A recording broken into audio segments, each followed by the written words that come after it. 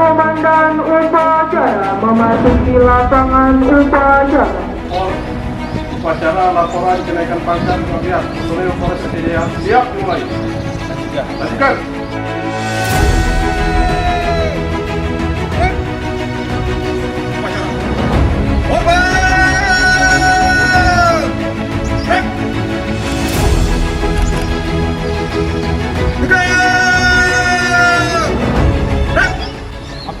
Upacara laporan kenaikan pangkat pengabdian personil Polres Jaya periode 1 Maret 2026. Siap, dimulai. Lanjutkan.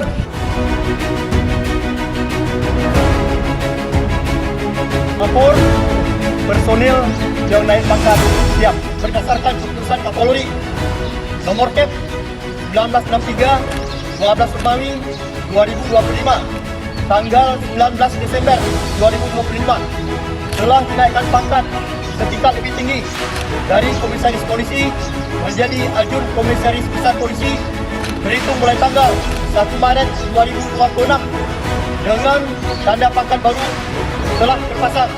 Laporan selesai.